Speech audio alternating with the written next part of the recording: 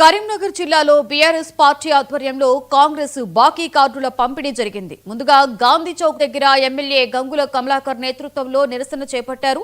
ఆ తర్వాత పార్టీ శ్రేణులతో కలిసి ఎమ్మెల్యే ఇంటింటికి తిరిగి కాంగ్రెస్ బాకీ కార్డులను పంపిణీ చేశారు. హామీలను అమలు చేయడంలో కాంగ్రెస్ విఫలమైందని, మాయమాటలతో ప్రజలను మభ్యపెట్టి కాంగ్రెస్ ప్రభుత్వం అధికారం చేపట్టిందని ఎమ్మెల్యే గంగుల అన్నారు. ఈ కార్యక్రమంలో బీఆర్ఎస్ నాయకులు, కార్యకర్తలు పాల్గొన్నారు. బీఆర్ఎస్ పార్టీ కరీంనగర్ నియోజకవర్గంలో పార్టీ ఆధ్వర్యంలో ఈరోజు కాంగ్రెస్ బాకీ కార్డుతోటి ఉద్యమం చేపడదామని చెప్పేసి ఈరోజు గాంధీ చౌక్లో ప్రారంభించడం జరిగింది.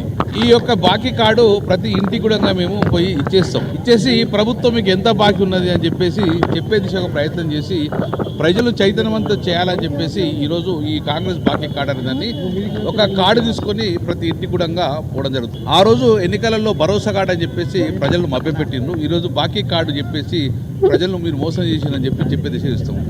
ఇది ప్రభుత్వము ఉద్దర ఖాతా ప్రభుత్వం, ఇది ఉద్దర ఖాతా అంటే ఉద్దర మీద నడిపిస్తారు. బాకీలు ఎగ్గొట్టే ప్రభుత్వం. నిజంగా బ్యాంకులకు లోన్ తీసుకొని ఎగ్గొట్టితే అది ఎన్పిఏలో పడుతుంది. ఈరోజు ప్రభుత్వము ఎన్పిఏలో పడ్డది అంటే బాకీ కట్టకపోతే ఆ యొక్క సిబిల్ స్కోర్ డౌన్ అవుతుంది మానవునికి. ఈ ప్రభుత్వం అందరికి బాకీ ఉన్నది కాబట్టి ఎన్పిఏలో పడ్డ పరిస్థితి ఈరోజు వచ్చింది. సిబిల్ స్కోర్ రేవంత్ రెడ్డి మొత్తం డౌన్ అయ్యే పరిస్థితి వచ్చింది. 23 నెలలైంది ప్రభుత్వం ఏర్పాటు చేసి. ముఖ్యమంత్రి ప్రమాణం చేశాక మొదటి నెల నుంచే ప్రతి ఆడబిడ్డకు 2,500 రూపాయలు ఇస్తున్నారు.